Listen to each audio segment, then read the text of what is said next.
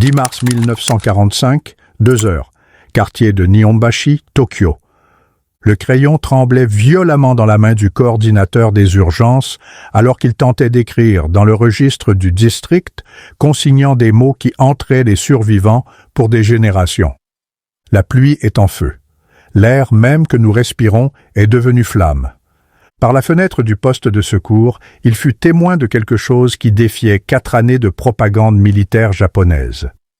Des braises incandescentes tombaient des bombardiers américains B-29 comme de la neige, chacune se transformant en flaques de feu liquide qui coulaient dans les rues, grimpaient aux murs et sautaient d'un bâtiment à l'autre avec une persistance surnaturelle. Les bombes incendiaires M69, remplies de napalm, créaient des températures de 980 degrés Celsius, assez chaudes pour faire bouillir l'eau des canaux et créer leur propre système météorologique. Dans le district de Shitamachi, où plus d'1 million de personnes vivaient dans des maisons de bois et de papier à une densité de 40 000 habitants par kilomètre carré, les Américains venaient de déclencher ce qui deviendrait le raid aérien le plus meurtrier de l'histoire. 279 Boeing B-29. Super Fortress, sur les 325 ayant décollé, dépouillés de leurs armes défensives pour emporter des charges de bombes maximales, larguaient 1510 tonnes de bombes incendiaires contenant 500 000 petites bombes M69 sur un rectangle de 5 par 7 km de Tokyo. Toute la population de la capitale japonaise s'était vue assurer par son gouvernement que les bombardiers américains ne pourraient jamais les atteindre. Que même s'ils le faisaient, les brigades de pompiers de Tokyo pourraient faire face à toute menace.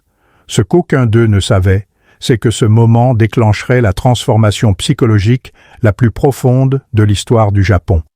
Une démolition systématique de tout ce qu'ils croyaient sur les capacités américaines, leur propre invincibilité et la nature même de la guerre moderne.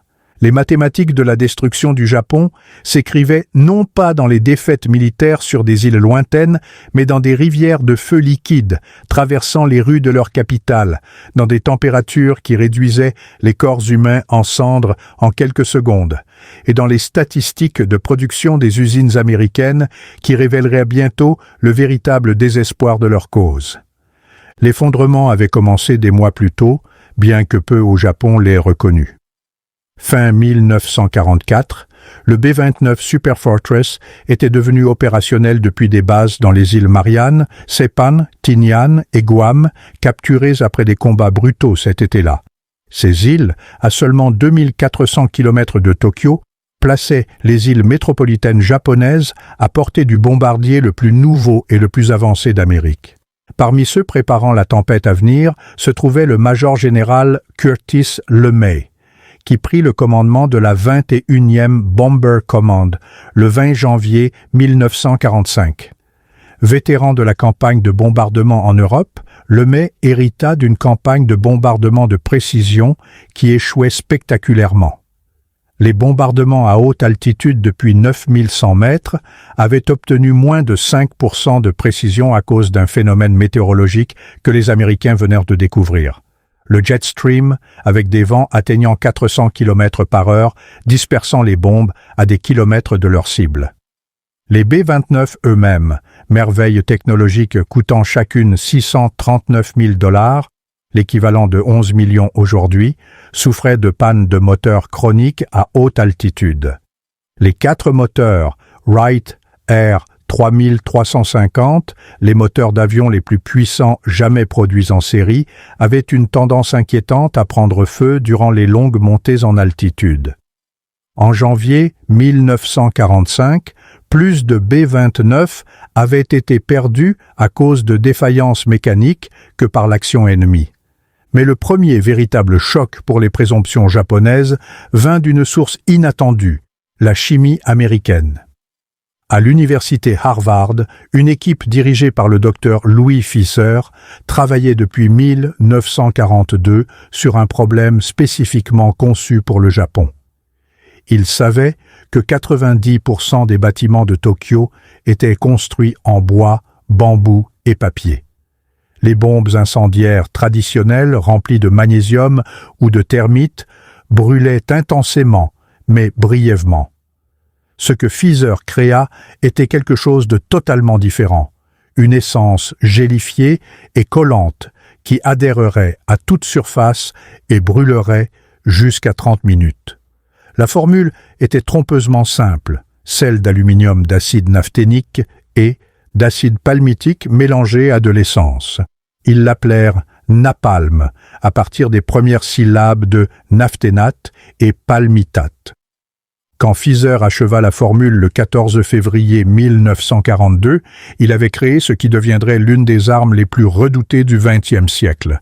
La Standard Oil Development Company, travaillant avec l'Office of Scientific Research and Development, avait en réalité commencé à développer le système de largage M69 en octobre 1941, 2 mois avant Pearl Harbor, suggérant que les planificateurs de guerre américains avaient longtemps anticipé le besoin de brûler les villes japonaises. La révélation des capacités américaines commença non pas au-dessus du Japon, mais dans le désert de l'Utah. Au Dugway Proving Ground, l'US Army avait construit des répliques exactes de quartiers japonais, complètes avec des sols en tatami, des portes coulissantes en papier et le bois précis utilisé dans la construction japonaise. L'architecte allemand Erich Mendelssohn, un réfugié juif, avait été engagé pour garantir l'exactitude de chaque détail. Les tests menés tout au long de 1943 produisirent des données qui auraient terrifié le leadership japonais s'il les avait connues. Un seul conteneur de bombes incendiaires M69 pesant seulement 225 kg pouvait déclencher des incendies sur une zone de 230 mètres carrés. Le gel de napalm éclaboussait à l'impact, projetant des masses enflammées jusqu'à 30 mètres. Plus critique encore, l'eau ne pouvait l'éteindre. Le gel en feu flottait simplement sur l'eau et continuait à brûler, rendant inutiles les méthodes traditionnelles de lutte contre l'incendie japonaise. Le lieutenant-colonel Robert McNamara, alors analyste statistique pour l'Army Air Force, calcula que 68 villes japonaises pouvaient être complètement détruites avec la force de B-29 disponible. Son analyse, présentée à Lemay en février 1945, montra que le passage du bombardement de précision à haute altitude aux attaques incendiaires à basse altitude pouvait augmenter l'efficacité destructrice de 500%. Les Japonais, pendant ce temps, restaient dangereusement ignorants de ces préparatifs. Le colonel Shigeo Nakajima, chef de la défense aérienne de Tokyo, admit plus tard « Nous croyions que les Américains continueraient le bombardement de précision diurne à haute altitude, comme ils l'avaient fait en Europe. La possibilité de raids incendiaires nocturnes à basse altitude n'a jamais été sérieusement considérée. » 25 février 1945, Tokyo. Le premier test incendiaire majeur arriva sans avertissement. 231 B-29 larguèrent 411 tonnes de bombes incendiaires sur une section d'1 km² de Tokyo, détruisant 28 000 bâtiments et tuant 3 000 personnes. Ce n'était que l'expérience de Lemay, testant si les défenses aériennes japonaises pouvaient gérer des attaques à basse altitude. Le photographe de police Goyo Ishikawa, documentant les dégâts le lendemain matin, remarqua quelque chose d'inédit. Les incendies n'avaient pas simplement brûlé des bâtiments. Ils avaient créé leur propre système de vent. Des tourbillons incandescents immenses s'élevèrent en plusieurs endroits, enregistra-t-il, aspirant des pâtés de maisons entiers dans un maelstrom de feu. La réponse militaire japonaise révéla des conceptions fatales. Le général Masakazu Kawabe, chef adjoint de l'état-major général de l'armée, rejeta le raid comme du harcèlement. Il assura à l'empereur Hirohito que les 8000 pompiers de Tokyo, organisés en brigades de quartier, pourraient gérer toute attaque incendiaire américaine. Le gouvernement distribua des seaux en bois et du sable aux civils, menant des exercices quotidiens où des ménagères s'entraînaient à éteindre les flammes avec des serpillières mouillées. Mais rien ne les prépara au réseau de renseignement qui guidait le ciblage américain. Des nippo-américains recrutés dans des camps d'internement, traduisaient des documents capturés, identifiant des cibles industrielles dispersées parmi des zones résidentielles. Le sergent Ben Kuroki, qui effectua 58 missions de combat malgré l'internement de sa famille, révéla plus tard « Nous savions exactement où chaque petite usine était cachée, chaque atelier dans la maison de quelqu'un. Les Japonais pensaient que la dispersion protégerait leur industrie. Au lieu de cela, cela donna à Lemay la justification pour brûler des villes entières. 9 mars 1945, 17h35, piste Northfield, Guam. Le premier B-29, surnommé Dauntless Dottie, commença sa course au décollage. Durant les 2h45 suivantes, 325 Super Fortress décolleraient de 3 îles, Guam, Saipan et Tinian, convergeant vers Tokyo dans le plus grand raid jamais assemblé. Lemay avait pris 3 décisions radicales qui transformèrent la mission. Premièrement, toutes les armes défensives, sauf les positions de queue, furent retirées avec leurs artilleurs et leurs munitions. Deuxièmement, les bombardiers attaqueraient de nuit entre 1500 et 2100 mètres, en dessous de la détection radar efficace et des canons anti-aériens lourds.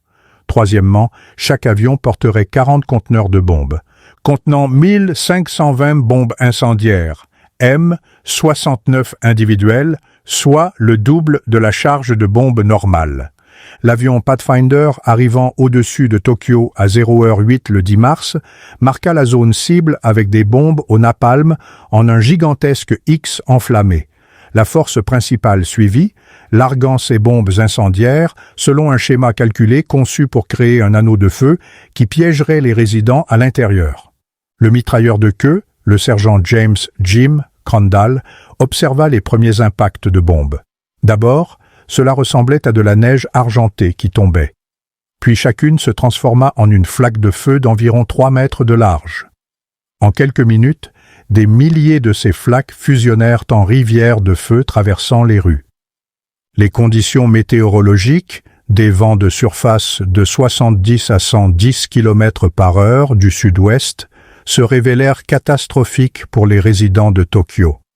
Ces vents naturels, combinés aux courants de convection du feu, créèrent ce que les pilotes décrivirent comme des nappes de flammes solides s'élevant à 90 mètres dans les airs. Alors que les bombardiers survolaient la baie de Tokyo, leurs équipages furent témoins de quelque chose qui défiait leur compréhension de la physique. Les incendies créaient leur propre système météorologique, un phénomène que les scientifiques appelleraient plus tard une tempête de feu. L'air surchauffé s'élevait si violemment qu'il créait des vents de force ouragan au niveau du sol, aspirant l'oxygène des abris et alimentant les flammes avec de l'air frais. Le pilote de B-29, Robert Morgan, qui avait précédemment piloté le célèbre Memphis Belle en Europe, rapporta « À 1500 mètres, les courants ascendants thermiques étaient si violents qu'ils projetaient notre bombardier de 63 tonnes comme une feuille. La turbulence était pire que tout tir anti-aérien que j'ai connu au-dessus de l'Allemagne. » La zone cible, le district de Shitamachi, contenait non seulement des habitations denses, mais aussi des milliers de petits ateliers qui produisaient des composants pour l'industrie de guerre du Japon. Le gouvernement avait délibérément dispersé la production après le raid Doolittle de 1942, croyant que cela la protégerait du bombardement américain. Au lieu de cela, cette dispersion donna à Lemay la justification pour cibler des quartiers résidentiels entiers. L'opérateur radio, le sergent Karl Barold, surveillait les fréquences de la défense civile japonaise. D'abord, il y avait un bavardage organisé. Les brigades de pompiers coordonnaient les réponses. En 30 minutes, cela tourna à la panique, puis au cri, puis au silence. Une par une, les stations radio s'éteignirent. L'intensité de la tempête de feu dépassa toutes les prévisions. Les températures atteignirent 980 degrés Celsius dans le cœur du feu, assez chaud pour faire fondre le verre et l'aluminium.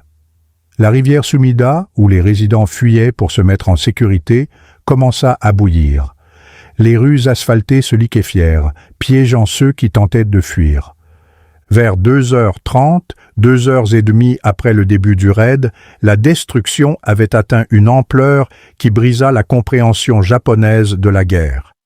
Les registres de police documentèrent plus tard des tentatives de coordination d'évacuation qui révélaient l'inadéquation totale des préparatifs. Un commandant de district rapporta « Nous nous étions entraînés pour des incendies conventionnels qui se propagent de bâtiment en bâtiment. C'était différent. Le feu était partout simultanément. Il tombait du ciel, coulait dans les rues comme de l'eau, sautait par-dessus les coupe-feux que nous pensions impossibles. Le coup le plus dévastateur pour les présomptions japonaises vint du comportement des petites bombes M69 elles-mêmes. Chacune, à l'impact, projetait du napalm enflammé jusqu'à 30 mètres horizontalement, couvrant tout d'un feu collant que l'eau ne pouvait éteindre. Les pompiers regardèrent horrifiés, tandis que leurs tuyaux ne faisaient que répandre le gel enflammé. Le docteur Shigenori Kubota, chef d'une équipe de sauvetage, consigna des observations qui défiaient la physique de base telle que les Japonais la comprenaient. La chaleur était si intense que les gens s'embrasaient sans être touchés par le feu. Leurs vêtements s'enflammaient soudainement à cause de la chaleur radiante. Nous vîmes des familles fuyant, croyant avoir échappé au danger, puis s'enflammer spontanément à 50 mètres des flammes. Les bombardiers américains, pendant ce temps, firent leur propre découverte. Le bombardier lieutenant John Saur observa ses instruments. La colonne thermique était si puissante qu'elle s'inscrivait sur notre altimètre.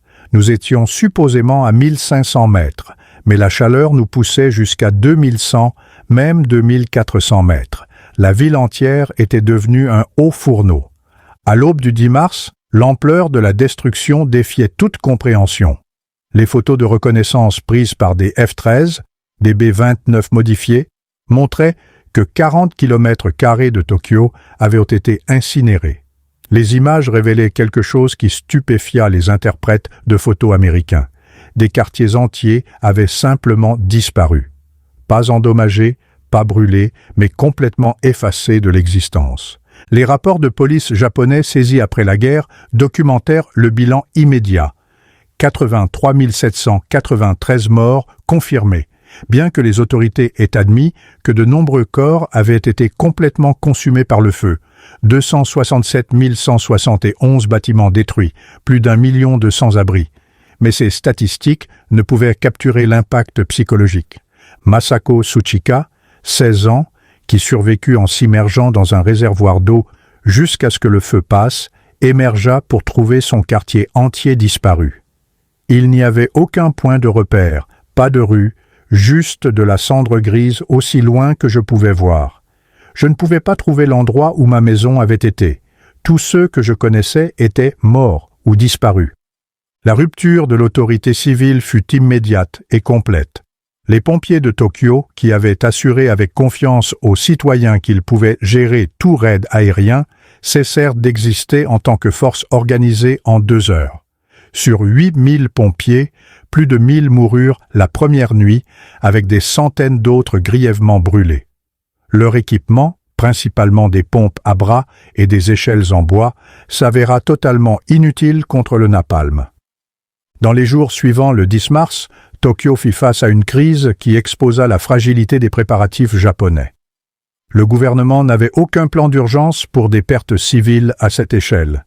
Des morgues improvisées furent établies dans des écoles, des temples et des parcs. Les corps furent empilés d'une manière qui choqua même des fonctionnaires endurcis en attendant la crémation de masse. L'impact psychologique sur les survivants s'avéra aussi dévastateur que la destruction physique.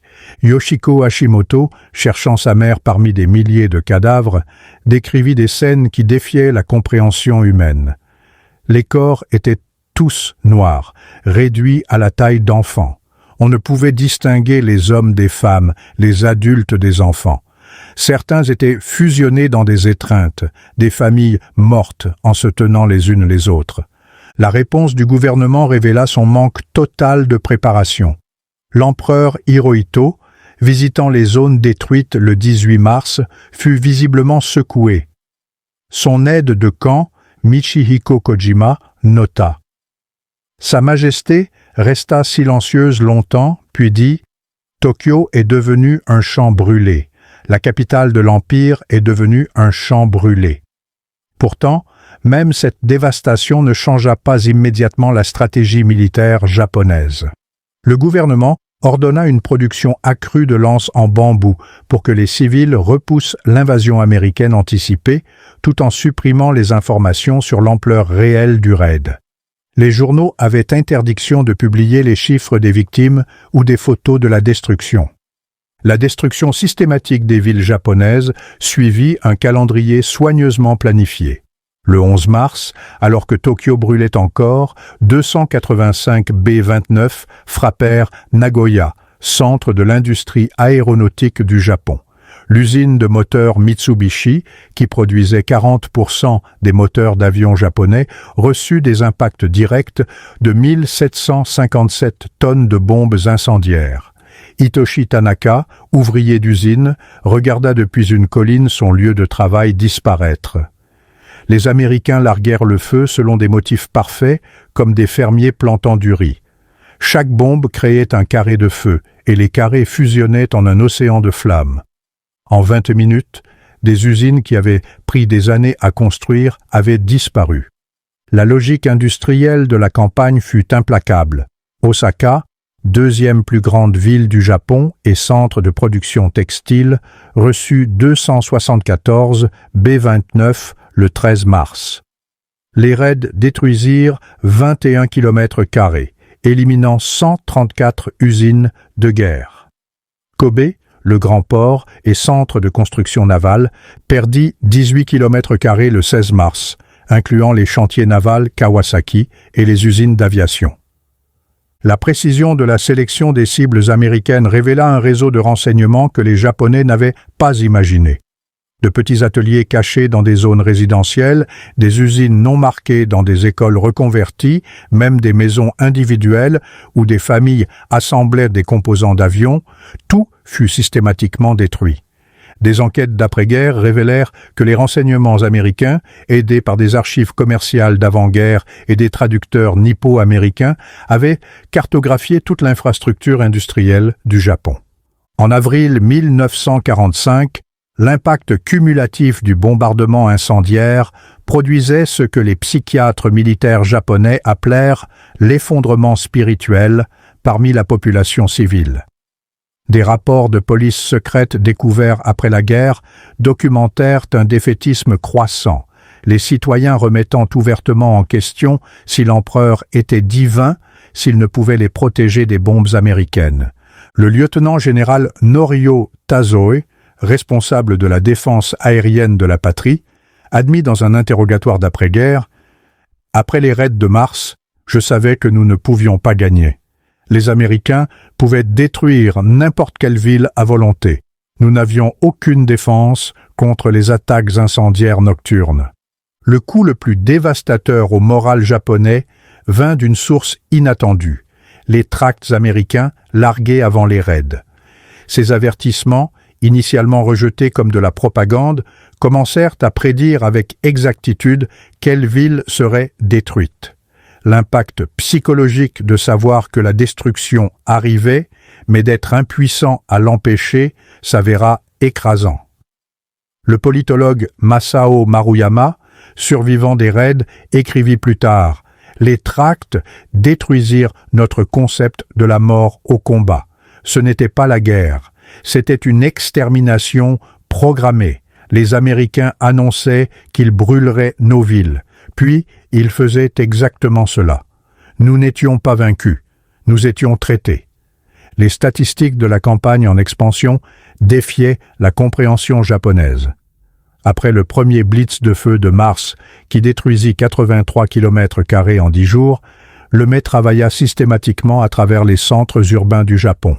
En mai, les grandes villes étant largement détruites, la campagne se déplaça vers des cibles secondaires, 58 villes avec des populations entre 60 000 et 350 000 habitants. Le 29 mai, 517 B-29 frappèrent Yokohama de jour, escortés par 101 chasseurs P-50 et un Mustang opérant depuis Iwo Jima, nouvellement capturé. Ce raid introduisit un autre coup psychologique, des chasseurs américains au-dessus du Japon, une chose que l'armée avait assuré aux citoyens être impossible. La présence de chasseurs d'escorte signifiait que les B-29 pouvaient bombarder de jour en toute impunité. Les mathématiques de la destruction s'accélérèrent au-delà de la capacité de réponse japonaise. En mai seulement, les bombardiers américains détruisirent 243 km² de zones urbaines. Juin vit 230 km² de plus incinérés.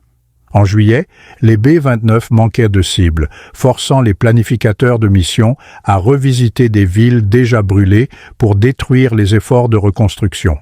Le raid du 1er août 1945 démontra la capacité productive américaine à son apogée.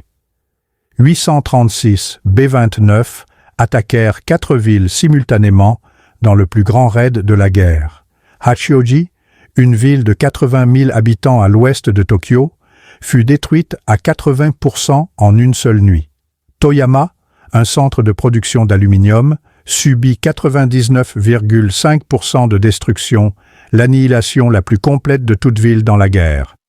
Tout au long de la campagne, des témoignages individuels révélèrent le coût humain de la guerre industrielle. Katsumoto Saotome, 12 ans pendant le raid de Tokyo, consacra sa vie à documenter les témoignages des survivants. En 2002, il avait rassemblé plus de 1000 témoignages, préservant des voix que les histoires officielles ignoraient. Haruyo Nihei, 8 ans pendant le raid du 10 mars, fournit l'un des comptes rendus les plus détaillés. Fuyant avec ma famille, je fus séparé dans le chaos. Le vent était si fort qu'il soulevait les gens. Je vis une femme avec un bébé sur son dos s'embraser. Le bébé criait. Puis soudain, les deux furent silencieux, juste, des formes noires tombant au sol.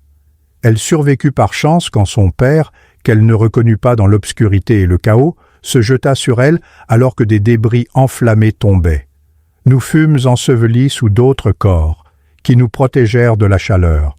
Je pouvais entendre les gens au-dessus de nous prier, crier, puis plus rien. Quand nous sortîmes enfin à l'aube, nous étions couverts de la graisse fondue de ceux qui nous avaient protégés. Le traumatisme psychologique persista pendant des décennies. Shizuyo Takeda, 14 ans pendant les raids, décrivit des effets durables. Pendant des années, je ne pouvais pas allumer une allumette sans trembler. L'odeur de la viande grillée me faisait vomir. Les couchers de soleil orange déclenchaient des crises de panique.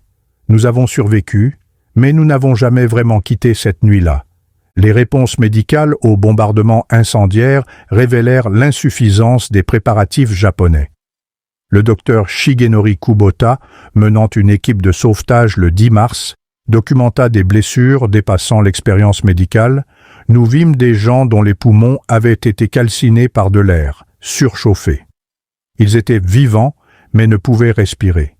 D'autres avaient été brûlés vifs dans des abris quand les températures dépassèrent 200 degrés Celsius. Il n'y avait rien dans notre formation pour nous préparer à cela. Les quelques hôpitaux qui survécurent furent submergés en quelques heures. Les fournitures chirurgicales furent épuisées immédiatement. Les installations de traitement des brûlures conçues pour des dizaines de patients en reçurent des milliers. Le personnel médical prit des décisions de triage brutales, se concentrant sur ceux avec des blessures survivables, tandis que les victimes de brûlures graves étaient laissées à mourir. L'infirmière Aiko Takahashi, travaillant à l'hôpital de l'Université impériale de Tokyo, nota « Nous manquâmes de morphine dans la première heure, de bandages dans la seconde.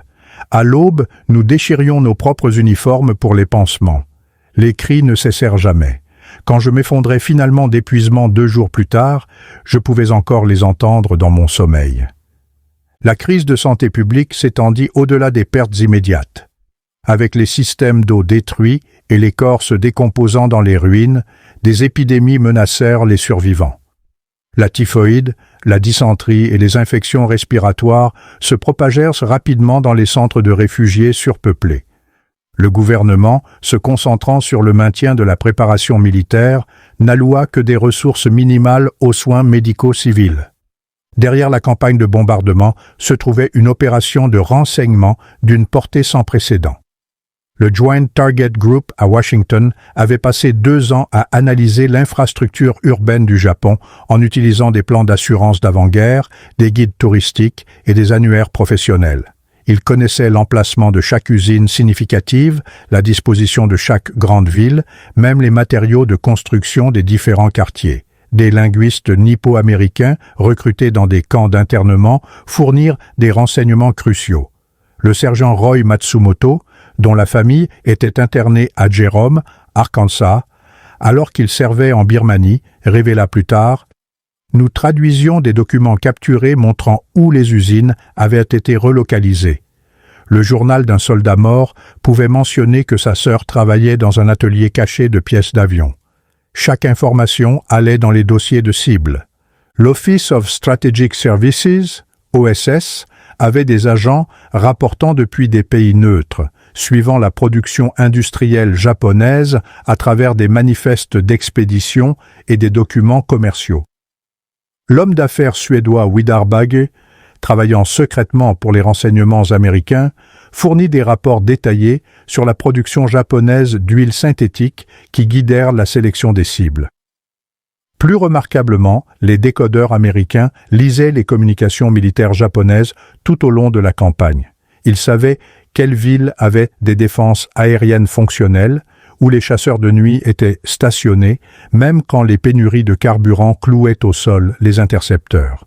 Ces renseignements permirent à Lemay d'acheminer les bombardiers autour des défenses et de frapper quand les chasseurs japonais ne pouvaient répondre. La météorologie devint une arme aussi dévastatrice que le napalm lui-même. Les météorologues américains avaient découvert qu'ils pouvaient prédire les conditions optimales de tempêtes de feu, faible humidité, vent fort et ciel clair. Ils calquaient les raids pour coïncider avec les conditions météorologiques qui maximiseraient la propagation du feu. Le raid de Tokyo du 10 mars réussit en partie parce que les météorologues prédirent les forts vents du sud-ouest qui alimentèrent la tempête de feu. Le capitaine Robert Nelson, officier météo en chef pour la 21e Bomber Command, expliqua plus tard « Nous savions que ces vents transformeraient des incendies individuels en un seul conflit. Nous avons littéralement militarisé la météo. » Les autorités japonaises, dépourvues de services météorologiques sophistiqués, ne pouvaient prédire quand les conditions favorisaient la formation d'une tempête de feu. Elles maintenaient les mêmes procédures de défense civile, quel que soit le temps, ne comprenant pas que certaines conditions rendaient la lutte contre l'incendie impossible. Les Américains manipulèrent même les perceptions météorologiques.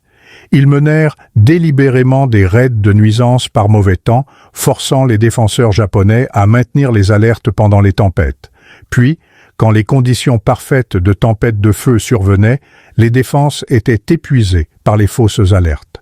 En juillet 1945, le bombardement incendiaire américain avait atteint son objectif stratégique, l'effondrement complet du moral civil et de la capacité industrielle japonaise. Des rapports de police secrète montraient que seulement 32% des civils croyaient que le Japon pouvait obtenir quoi que ce soit ressemblant à une victoire. La production de guerre était tombée à 15% des niveaux de 1944. Plus de 8,5 millions de personnes étaient sans abri, vivant dans des abris de fortune ou fuyant vers la campagne. Les attaques nucléaires sur Hiroshima et Nagasaki, bien que choquantes par leur nouveauté, tuèrent moins de personnes que la campagne de bombardement incendiaire. Le bilan d'Hiroshima, 146 000 morts, et de Nagasaki, 80 000 morts, combinés était inférieur aux 330 000 à 900 000 tués par les bombardements conventionnels. Pourtant, c'est la combinaison, la démonstration que l'Amérique possédait à la fois une capacité de destruction conventionnelle illimitée et de nouvelles armes révolutionnaires qui convainquit finalement l'empereur Hirohito de se rendre. Dans son discours de reddition du 15 août 1945, Hirohito fit spécifiquement référence à une nouvelle bombe d'une cruauté sans précédent. Mais en privé, il avait été plus influencé par la destruction systématique des villes japonaises. Selon le journal de son aide-de-camp Kojima, Sa Majesté dit que le bombardement incendiaire américain montrait qu'il pouvait détruire le Japon complètement sans invasion. La bombe atomique ne faisait que rendre la destruction plus rapide. La campagne du B-29 représentait la plus grande entreprise industrielle de l'histoire à cette époque. Le programme coûta 3 milliards de dollars, l'équivalent de 50 milliards aujourd'hui, plus que le projet Manhattan. Boeing, Bell, Martin et Fisher construisirent 3970 B-29 dans 4 usines massives. Chacun contenait 55 000 pièces manufacturées, plus 8 000 articles achetés supplémentaires. Chaque bombardeur nécessitait 2 000 dessins techniques et 100 000 heures de travail pour être construit. Les moteurs Wright R3350, malgré leurs problèmes, représentaient le sommet de la technologie des moteurs à piston. 18 cylindres, produisant 2200 chevaux chacun, donnant au B-29 une autonomie de 5200 km avec une charge de bombe de 9000 kg. L'exploit logistique égalait l'exploit industriel. La construction de terrains d'aviation sur Saipan, Tinian et Guam nécessita de déplacer 8,4 millions de mètres cubes de terre et de corail. Northfield à Tinian devint le plus grand aéroport du monde avec 6 pistes de 2600 mètres, gérant 269 B-29.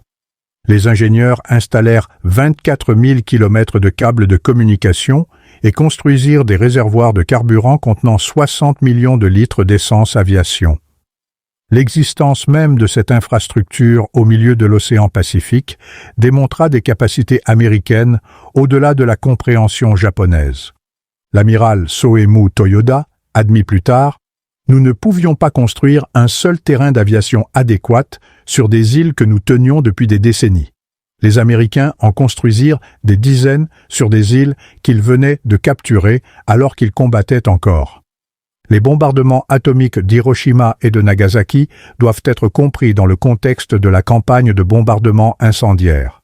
En août 1945, 66 villes japonaises avaient été substantiellement détruites. Les armes nucléaires, bien que révolutionnaires dans leur physique, furent évolutives dans leur impact stratégique. Le colonel Paul Tibbets, qui pilotait l'Enola Gay, avait précédemment participé à des raids conventionnels. Il observa plus tard « La bombe atomique était plus propre, plus rapide, mais pas nécessairement plus destructrice que les raids incendiaires. Tokyo, le 10 mars, avait l'air pire qu'Hiroshima après le 6 août. » La réponse initiale de l'armée japonaise à Hiroshima révéla son acceptation engourdie de la destruction à l'échelle de la ville.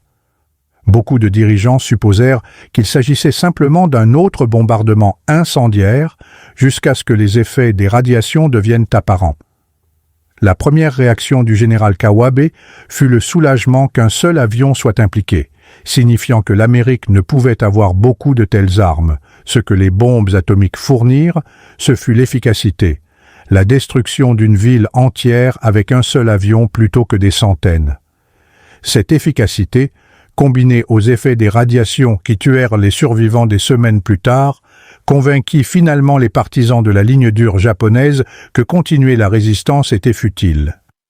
La décision de se rendre, débattue au Conseil suprême pour la direction de la guerre, fut fondamentalement façonnée par la campagne de bombardement incendiaire. Le ministre de la Marine, l'amiral Mitsumasa Yonai, argumenta. Les B-29 ont déjà détruit la plupart de nos villes. La bombe atomique ne fait que rendre la destruction plus efficace. Nous ne pouvons nous défendre contre ni l'un ni l'autre. Le ministre de la guerre, le général Korechika Hanami, l'opposant le plus fort à la reddition, avait reçu des rapports que l'Amérique avait suffisamment de bombes incendiaires pour détruire chaque ville et village du Japon. Son équipe de renseignement calcula qu'au taux de production actuel, les Américains pourraient maintenir la campagne de bombardement indéfiniment. La voix la plus influente fut celle du prince Fumimaro Konoe, qui dit à l'empereur Hirohito « Le bombardement américain a déjà détruit la capacité du Japon à faire la guerre. Continuer signifie non pas la défaite, mais l'annihilation. Chaque semaine de retard signifie une autre ville effacée. Le 10 août 1945, durant la conférence impériale décisive, Hirohito prit sa décision. « Je ne peux supporter de voir mon peuple innocent souffrir plus longtemps. » Poursuivre la guerre signifie seulement que plus de 100 Japonais sera versé. Quand les forces d'occupation américaines entrèrent au Japon en septembre 1945, elles découvrirent la véritable étendue de la destruction. L'état-major du général Douglas MacArthur trouva que 40% de la zone urbaine du Japon avait été détruite. Dans les 66 villes ciblées, 2,5 millions de bâtiments avaient été rasés. La production industrielle était tombée à moins de 10% de sa capacité. Le bilan humain devint plus clair à travers les archives japonaises. Les décomptes officiels listèrent 330 000 morts du bombardement conventionnel, mais les archives municipales suggéraient des morts entre 500 000 et 900 000.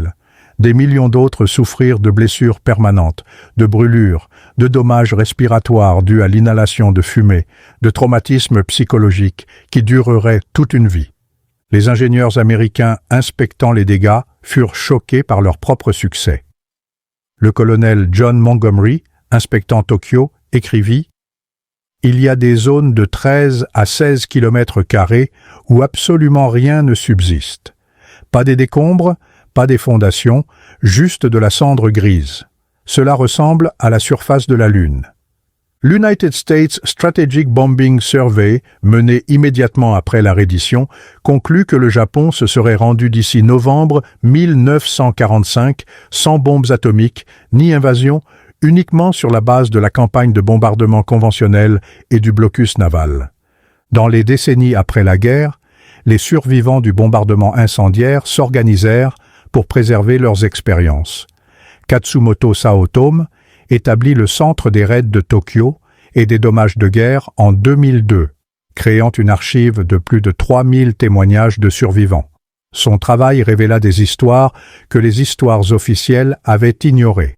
Masako Yamada, qui perdit toute sa famille le 10 mars 1945, passa 40 ans à documenter les noms des victimes de son quartier. Ces listes manuscrites, maintenant préservées au Musée de la paix de Tokyo, contiennent 3847 noms des personnes dont l'existence serait autrement oubliée. Haruyo Nihei, l'enfant qui survécut sous des cadavres, devint éducatrice pour la paix, parlant à plus de 100 000 élèves de son expérience. Son message était constant: la guerre n'est pas des statistiques ou des stratégies. La guerre est un enfant regardant sa mère brûler vive et incapable d'aider. Les témoignages révélèrent des dommages psychologiques permanents. Les survivants rapportèrent des phobies du feu à vie, l'incapacité d'assister à des feux d'artifice, des crises de panique déclenchées par les sirènes d'alerte aérienne utilisées pour les exercices d'incendie. Beaucoup ne parlèrent jamais de leurs expériences avant des décennies plus tard, le traumatisme trop profond pour les mots. La bombe incendiaire M69 représentait un chef-d'œuvre de l'ingénierie destructive. Chaque petite bombe contenait 1,2 kg de gel de napalm dans un tube d'acier hexagonal de 51 cm. Le génie résidait dans le mécanisme de largage. 38 petites bombes étaient emballées dans un conteneur E46 qui s'ouvrait à 600 mètres, dispersant les M69 sur une large zone. À l'impact, une fusée à retardement de 3 à 5 secondes enflammait du phosphore blanc, qui projetait le gel de napalm à travers la queue de la bombe. Le gel, chauffé à 430 à 650 degrés Celsius, se répandait en un jet de 30 mètres, recouvrant tout ce qu'il touchait. Le napalm brûlait pendant 15 à 30 minutes, bien plus longtemps que les bombes incendiaires conventionnelles. Les tests au Dugway Proving Ground avaient perfectionné la formule. Les scientifiques découvrirent qu'ajouter du polystyrène au napalm créait une substance qui collait plus efficacement aux surfaces. Ils testèrent différentes concentrations jusqu'à obtenir l'équilibre optimal entre adhérence et propagation. Le schéma de la bombe à fragmentation était mathématiquement calculé pour une couverture maximale. Les chercheurs opérationnels déterminèrent que 38 petites bombes par conteneur larguées selon des schémas spécifiques créeraient des zones de feu qui se chevaucheraient et fusionneraient en un conflit général en 20 minutes. Derrière chaque raid de B-29 se trouvait un exploit industriel qui éclipsait toute la production de guerre du Japon. L'usine Boeing de Wichita couvrait 150 000 mètres carrés, employant 29 000 travailleurs sur 3 équipes. À la production de pointe, il complétait un B-29 toutes les 90 minutes. La chaîne d'approvisionnement s'étendait à travers l'Amérique. Les moteurs de Wright Aeronautical dans le New Jersey, les hélices de Hamilton Standard dans le Connecticut, les instruments de Sperry Corporation à New York, les tourelles de General Electric.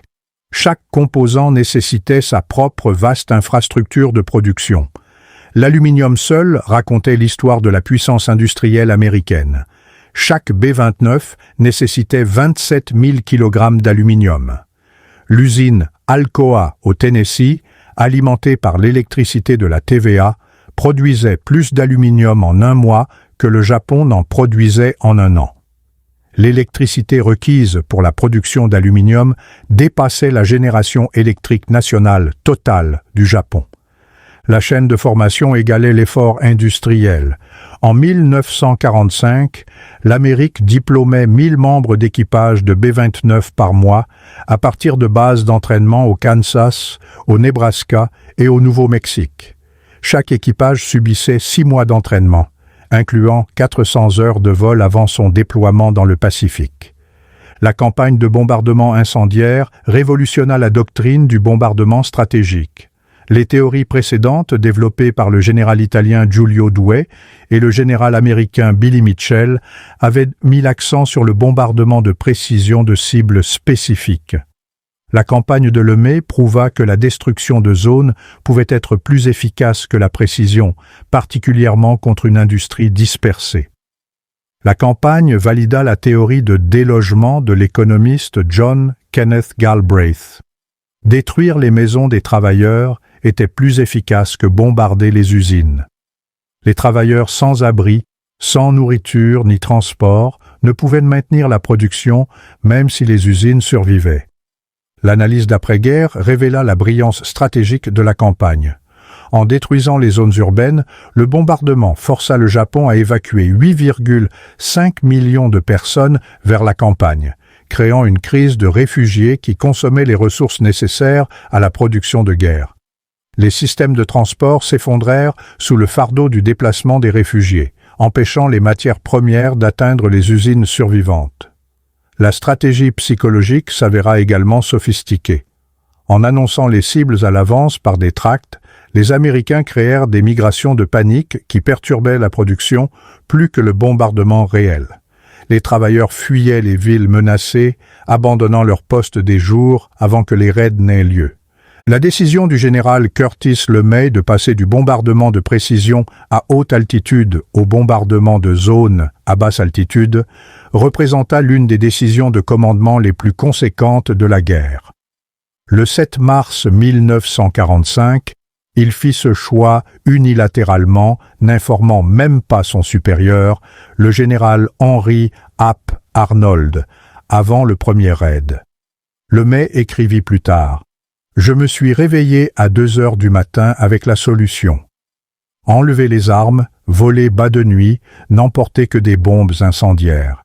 Cela violait tout ce qu'on nous avait enseigné, mais les mathématiques étaient indéniables. Nous pouvions détruire complètement les villes du Japon, ou nous pouvions échouer en essayant de frapper des cibles spécifiques.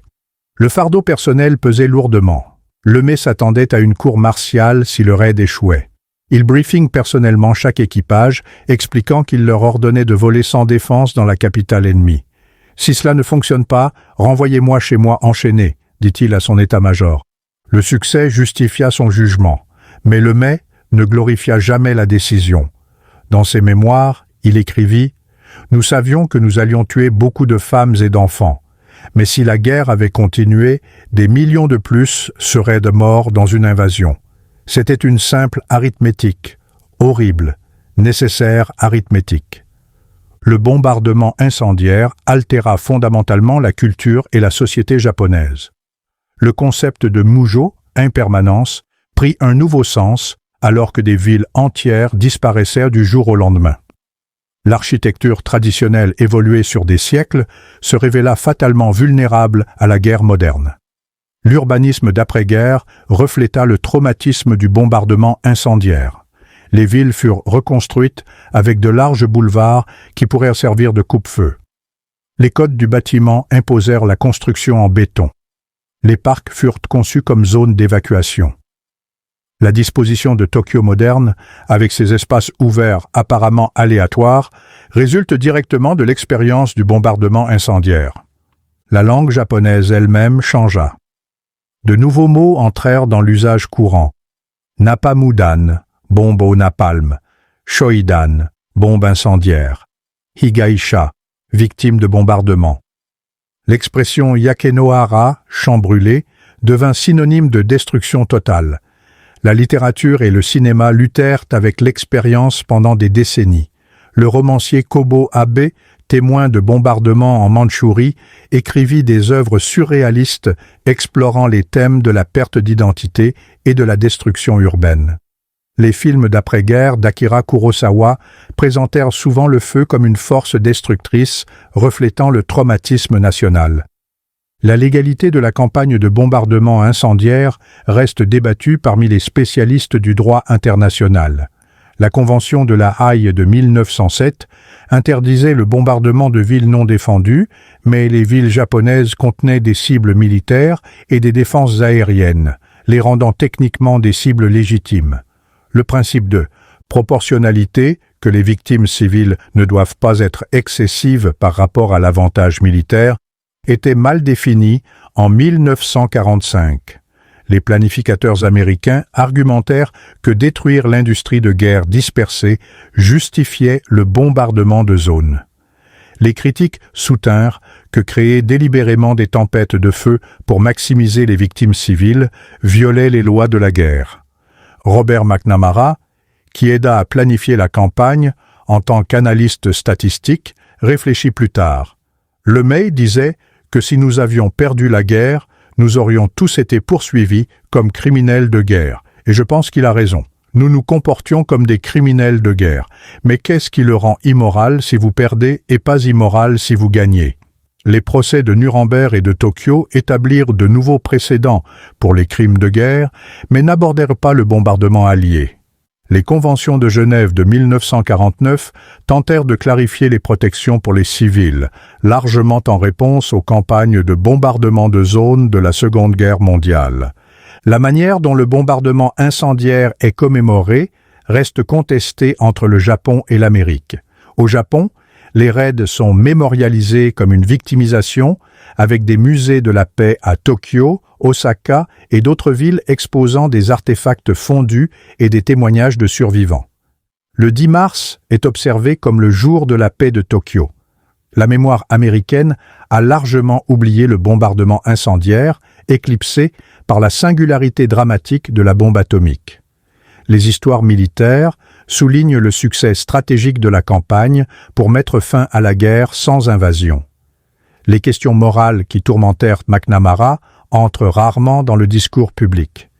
Les survivants comme Katsumoto Saotome se battirent pour la reconnaissance, argumentant que les victimes du bombardement incendiaire méritaient la même reconnaissance que les survivants de la bombe atomique.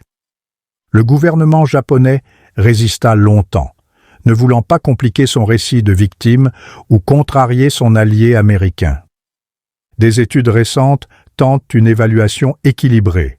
L'ouvrage Downfall de Richard Frank argue que le bombardement sauva des millions de vies en empêchant l'invasion. The Firebombing of Tokyo and Japan de Mark Selden souligne le ciblage délibéré des civils. Le débat continue sans résolution. Les innovations technologiques de la campagne de bombardement incendiaire influencèrent la guerre pour des générations.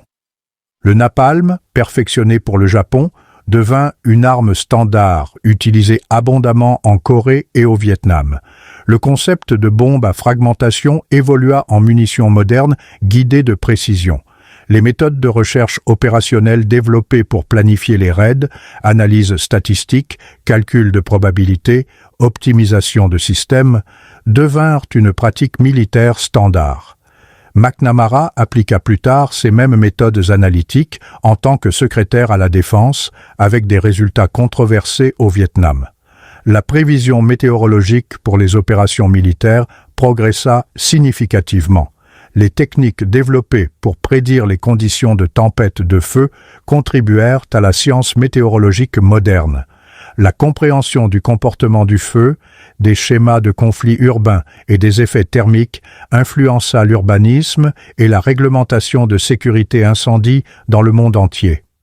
Le B-29 lui-même, malgré son succès dans la guerre du Pacifique, devint rapidement obsolète à l'âge du jet. Mais la mobilisation industrielle requise pour le produire démontra la capacité américaine aux accomplissements technologiques, préparant le terrain pour l'industrie aérospatiale et le programme spatial. Les chiffres finaux des victimes de la campagne de bombardement incendiaire restent contestés, mais des preuves documentées fournissent des nombres minimums. L'United States Strategic Bombing Survey compta 330 000 morts et 476 000 blessés du bombardement conventionnel. Les statistiques du gouvernement japonais suggérèrent 500 000 morts. Certains historiens estiment jusqu'à 900 000 morts en incluant la mortalité retardée due aux brûlures, à l'inhalation de fumée et aux maladies. Au-delà des morts, la campagne créa 8,5 millions de réfugiés, 30% de la population urbaine du Japon. 2,5 millions de bâtiments furent détruits. Les pertes économiques dépassèrent 25% de la richesse nationale. La production industrielle tomba à 10% de sa capacité. Le tribut psychologique se révéla incommensurable. L'étude d'après-guerre du docteur Masahiro Yamamoto sur 10 000 survivants trouva que 73% souffraient d'anxiété chronique, 61% rapportaient des cauchemars récurrents et 44% montraient des symptômes de ce qui serait maintenant diagnostiqué comme un trouble de stress post-traumatique, TSPT. Ces traumatismes passèrent aux générations suivantes à travers la dynamique familiale et la mémoire culturelle. Les conséquences médicales persistèrent pendant des décennies. Les survivants montrèrent des taux élevés de maladies respiratoires dues à l'inhalation de fumée, des douleurs chroniques dues aux blessures par brûlure et une incidence accrue de cancer possiblement liée aux expositions toxiques. Le gouvernement japonais ne fournit pas de soins médicaux compréhensifs pour les survivants du bombardement incendiaire, contrairement aux victimes de la bombe atomique qui reçurent des avantages médicaux spéciaux. Curtis LeMay ne s'excusa jamais pour le bombardement incendiaire, mais reconnut son poids moral. Dans son autobiographie, il écrivit « Chaque soldat pense quelque chose des aspects moraux de ce qu'il fait, mais toute guerre est immorale. Et si vous laissez cela vous troubler, vous n'êtes pas un bon soldat. » Son adjoint, le brigadier général Thomas Power, fut plus réfléchi. « Nous avons tué plus de civils japonais dans le bombardement incendiaire qu'il n'en est mort à Hiroshima et Nagasaki réunis. Nous savions ce que nous faisions. L'idée était de tuer assez de gens pour que le Japon se rende. Cela a marché, mais à quel coût pour notre humanité ? » Les perspectives japonaises évoluèrent au fil des décennies. Initialement, les survivants se concentrèrent sur la victimisation. Plus tard, certains reconnurent que l'agression du Japon avait provoqué les représailles. Katsumoto Saotome argumenta pour des leçons universelles. Le bombardement incendiaire montre ce que signifie la guerre moderne, la destruction complète de la société civile. C'est pourquoi nous ne devons jamais avoir une autre guerre. Les aviateurs américains qui participèrent montrèrent des réponses variées. Certains maintinrent que le bombardement était nécessaire pour mettre fin à la guerre. D'autres luttèrent avec la culpabilité. Le mitrailleur de queue Joseph Majewski ne parla jamais de ses missions jusqu'après de sa mort. « Je vis les incendies que nous avons allumés. Je savais que des gens mouraient là-bas, des femmes, des enfants. Vous faites ce que vous devez faire à la guerre, mais cela reste avec vous. Le bombardement incendiaire du Japon représenta l'apogée de la théorie du bombardement stratégique, de la guerre industrielle et de l'innovation technologique. En 9 mois, les forces américaines larguèrent 143 000 tonnes de bombes, détruisant 453 km² de zones urbaines à travers 66 villes. La campagne tua plus de civils japonais que 2 années de combats terrestres dans le Pacifique. L'opération réussit grâce à une planification méticuleuse, une capacité industrielle écrasante et une innovation tactique radicale. La décision de Lemay d'abandonner la doctrine, retirer les armes défensives, voler à basse altitude, doubla l'efficacité du bombardement du jour au lendemain. Le développement du napalm créa une arme parfaitement adaptée aux villes en bois du Japon. Pourtant, le succès vint en ciblant délibérément les civils. La dispersion de l'industrie japonaise fournit une justification, mais pas une justification morale, pour brûler des quartiers résidentiels entiers. Les architectes de la campagne savaient qu'ils tuaient des non-combattants en masse et procédèrent malgré tout, calculant que les morts civiles forceraient la reddition. Les témoignages des survivants, Haruyo Nihei, retiré dessous des cadavres, Yoshiko Hashimoto, trouvant le corps calciné de sa mère, Katsumoto Saotome, courant à travers des mers de flammes, humanisent des statistiques qui engourdissent la compréhension. Leur compte-rendu préserve la réalité de la guerre industrielle. Non pas une stratégie abstraite, mais des enfants regardant leurs parents brûler vifs. Le Tokyo moderne porte les cicatrices cachées du bombardement incendiaire. Les parcs et les boulevards marquent d'anciennes zones d'incendie. Les mémoriaux listent les noms de quartiers qui disparurent complètement. Les survivants âgés sursautent encore aux sirènes, évitent la nourriture grillée, craignent les couchers de soleil orangés. Le traumatisme s'incrusta dans la culture japonaise, façonnant le pacifisme d'après-guerre et l'alliance avec d'anciens ennemis. Le succès stratégique, forcer la reddition sans invasion, doit être mis en balance avec les coûts moraux. La campagne prouva que le bombardement de zones pouvait détruire des nations, mais souleva des questions sur les limites dans la guerre. L'aveu tardif de McNamara, « Nous nous comportions comme des criminels de guerre », reflète des tensions non résolues entre nécessité militaire et moralité humaine. La campagne de bombardement incendiaire reste l'application la plus destructive de l'histoire d'armes conventionnelles contre des villes. Elle démontra à la fois la puissance industrielle américaine et la descente de la guerre dans le massacre calculé. Les incendies qui consumèrent les villes japonaises brûlèrent les illusions sur la véritable nature de la guerre moderne. Non pas un conflit entre armées, mais la destruction systématique de sociétés entières. En fin de compte, le Japon ne s'attendait pas à ce que le napalm américain fasse prendre feu à la pluie elle-même, crée des températures qui feraient bouillir les rivières, des systèmes météorologiques qui généreraient des vents cycloniques, des incendies qui consommeraient l'oxygène des abris souterrains. Ils se préparèrent à la guerre conventionnelle et firent face à la place, à l'effacement complet de leur ville par un ennemi dont la capacité industrielle dépassait la compréhension.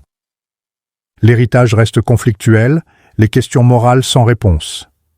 Mais les voix des survivants, préservées à travers des décennies de témoignages, assurent que le coût humain ne sera pas oublié. Comme l'écrivit Katsumoto Saotome avant sa mort, je raconte ces histoires non pour la sympathie, mais comme avertissement. C'est ce que devient la guerre lorsque la technologie sert la destruction. Puisse l'humanité ne plus jamais déclencher de tels incendies. Les chiffres racontent une histoire. 330 000 à 900 000 morts, 66 villes détruites, 8,5 millions de sans-abri. Les témoignages en racontent une autre.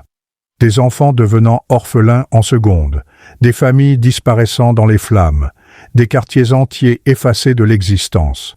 Ensemble, ils documentent le moment où la guerre franchit le pas vers quelque chose de nouveau et de terrible. La capacité à détruire des civilisations entières depuis les airs, réduisant des siècles de culture en cendres en une seule nuit.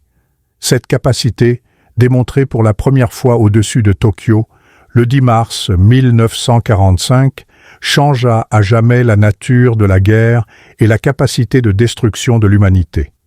Les incendies, qui consumèrent les villes japonaises, éclairèrent la voie vers notre ère nucléaire, où des nations entières existent à une décision de l'annihilation. Les Japonais virent leur présomption détruite par un feu écrasant, un feu qui tombait comme la pluie, coulait comme l'eau, et consumait tout ce qu'il touchait jusqu'à ce que des villes entières cessent simplement d'exister. This response is AI generated for reference only.